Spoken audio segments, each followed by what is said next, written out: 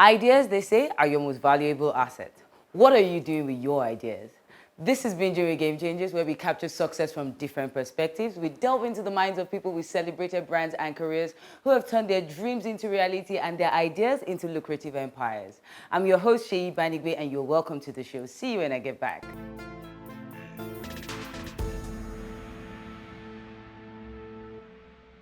Welcome back to the show, and yes, you're about to meet our game changer. She is the founder of Cakes and Cream. Her cake business started in her parents' kitchen and is now recognized as one of the biggest cake companies in Nigeria. With 4 large bakeries across Lagos and a staff strength of over 300 people, I'm excited to be chatting today with Bolaji Johnson. Hello, Bolaji. Hi. How are you today? Very well, thank you. Oh my, you know, meeting you, I think it's a bucket list. It's a bucket list moment for me because, I mean, I've been eating your cake since I was a teenager. Glad to hear that. Yeah, you're a big deal, man. Oh, thank you.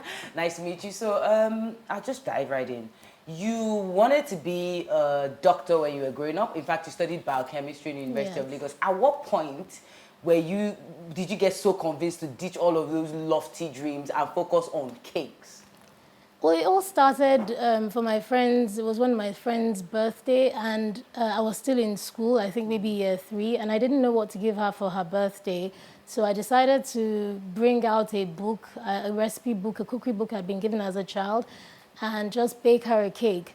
So I went ahead, I baked the cake, and I took it for her birthday, and that's where it all started. Everybody loved the cake, and my friend was really happy. Everybody was like asking, do you do this? Is this like something you're into? And my friend got me my first order. And I found that one thing led to the other, one thing led to another, and then people started asking for cakes. And it was something I enjoyed. I had to like practice, bake the cakes, but it wasn't like planned. It wasn't planned. It was just from one order. It started increasing, and you just said, you know what, I'm going to just focus on this. Yes, and I realized I had a passion for it. So wow, interesting.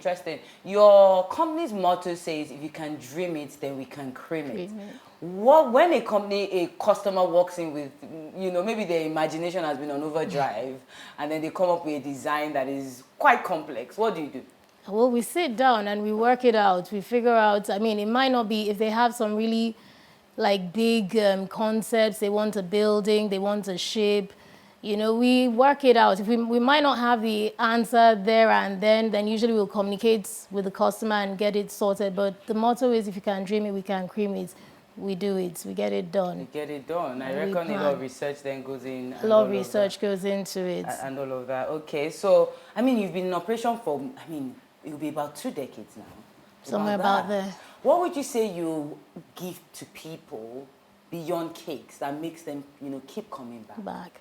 I think the satisfaction, the fact they can rely on us, they know they have options, we're dependable, you know, making the day extra special, whether it's a birthday, a housewarming, whatever occasion they're having, making it extra special. But the fact that they know they can have rest of mind once they've placed the order with us. We're not going to disappoint. We're going to deliver.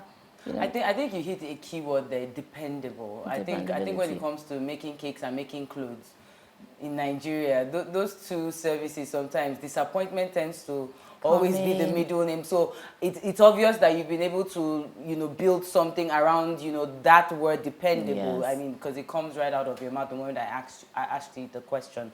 Okay, so how often do you bake? You lead a team of about 400 people. There's loads of people doing everything. So how often do you get to bake? I myself, I bake from home mostly. Okay. I'm not usually, honestly, I'm not the one that bakes the regular most of the time in the office. From time to time I do, but mostly weekends when I'm at home, I have my mixer and all my tools at home. So I might try out new recipes. Just bake for the house, have something at home. Okay, so now it's leisure baking. It's leisure baking I do. Amazing. So you churn out about how many cakes weekly? As in at work? Your firm? Oh, wow. Hundreds. Hundreds? Amazing. Do you have to get to relearn and improve your knowledge? Yes, yes. What's your process around that? Is it a yearly thing? Is it monthly? What's the continuous development like? It's regularly. There's no time schedule. There are always new techniques, new methods of doing things. So I mean, you go online, you see things. Luckily, there's access to information on the internet, whether it's YouTube or you register for online classes. So I do a lot of that from time to time, checking, learning. Things evolve every day and you have to keep up with the pace. So it's a continuous process. You never stop learning. Yeah, you lead a team of about 400 people. You're churning out hundreds of cakes weekly. How do you ensure that every cake, what structure have you put in place to ensure that every cake that leaves your bakery or any of your bakeries is at tip-top condition? Well, we work with like measurements. We don't just, like use eyesight and say, okay, this looks, so we have like we have our recipes and the bakers know the measurements, they have their weighing scales, weighing cups, but at that, things can go wrong. So we do have like our quality check units checking the cakes as well.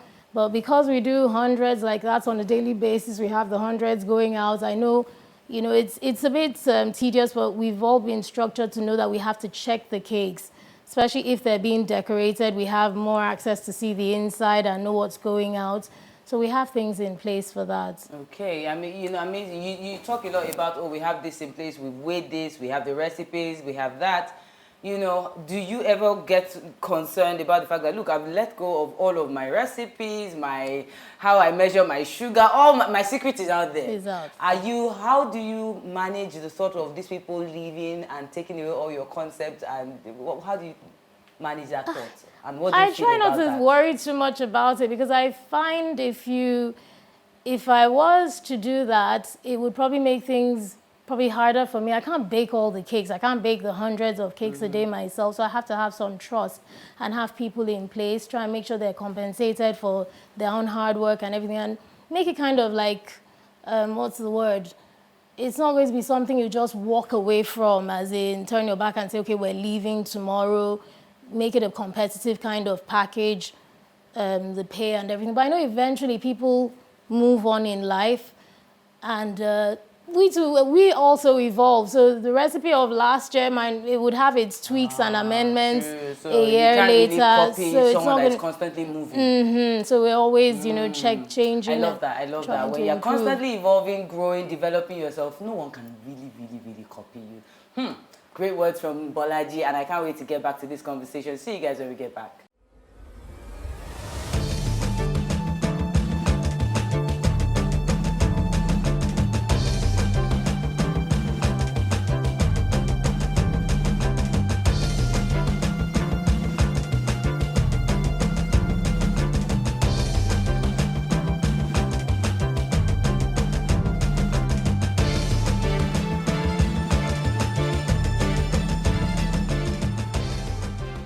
Welcome back to the show, and yes, we are still speaking with Bolaji of Cakes and Cream. Don't forget to drop your questions, comments, and feedback on our social media pages at the BWG Show on Facebook, Instagram, and Twitter. Bolaji, you've got great skin. What's your routine like, your beauty routine?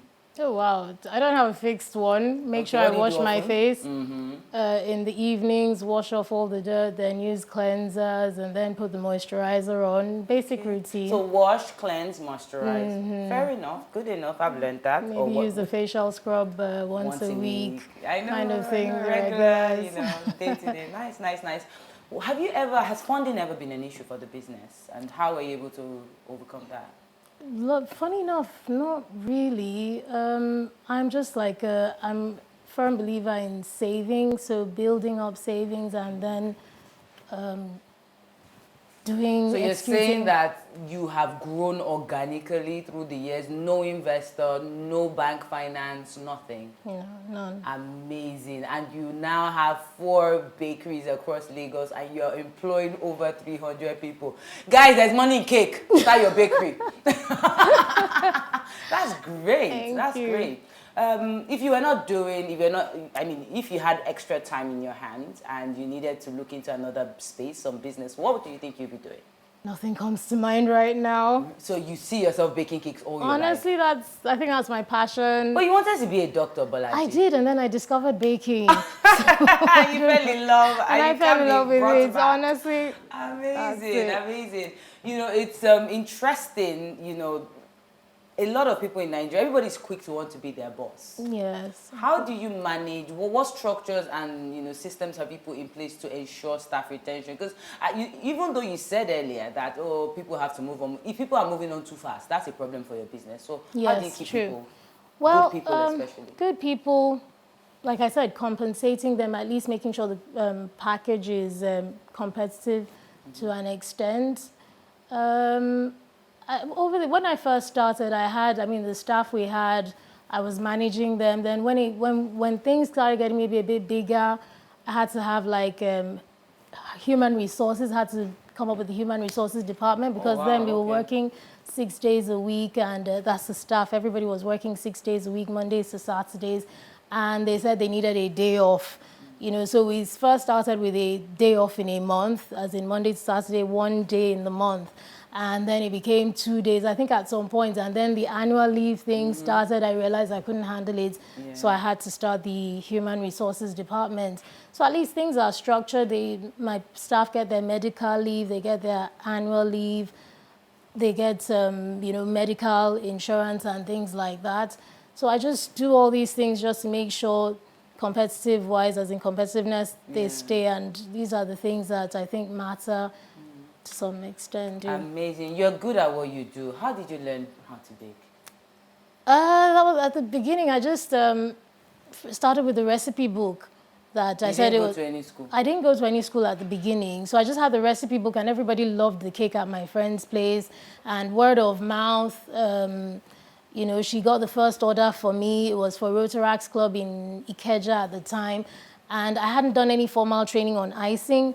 So I got the order, but I didn't know how to ice the cake. Okay. So I tried using royal icing. It was a disaster because the icing was dripping as I had to go and deliver it. My sister flatly just told me she was going to take me to the venue, but I'll be on my own to take the cake inside. So I did that, and I had all sorts of eyes. People really what is this? It didn't look nice.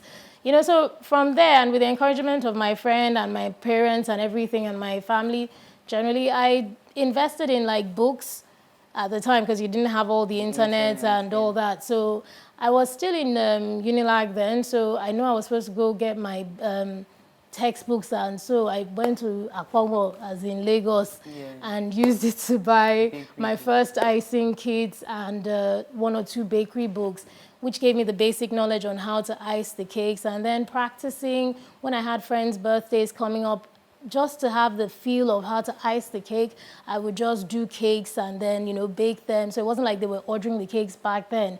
I just gift cakes, as in give out the cakes I give. So it was my opportunity to practice. So I did that for a bit. And word of mouth, generally, I really didn't know when it transcended into a business, a profession. But it was when I was still in school. So I had friends calling up that I need a cake. So I'd probably go back home. I was more at home, and going between campus and home. So I was able to do the cakes, they'd pick up. And by the time I finished university, I just realized there was already a business there, basically. Amazing. Bolaji has built a 400-man business by picking up books, textbooks, and reading and just honing a skill via textbooks. My mind is blown. Yeah, but then I would mention, as in after I left school, because my mom was always very helpful in the kitchen, so, she'd help me. So I had I had issues with what we call fondant icing. So I had this order, and it was for a 50th birthday. And I was rolling out the fondants, and, it takes a lot to make the fondants manually. So I was rolling out, and then it got stuck. And I just was upset. I just grabbed the fondant and flung it at the wall, as in, I'd rolled and rolled and I expected it to work. It wasn't just working. So at that point, my mom was like, Bolaji, please go and get somebody to teach you how to make the fondant. So I found a lady, Mrs. Shiko Adewuyi. She runs cakes and candy confectionery. So she put me through how to make fondants, how to make it from scratch, how to handle it. That's I think that's amazing. So what I hear you saying is, even though you can learn a lot yourself from the internet and all, you most likely will still need someone to from time to time if there's some crucial things. Yeah, I think that's amazing. Wow. I'm excited, because it just tells me and everyone out there that, you can, I can build a business from research and build, Yes, a conglomerate as you've done.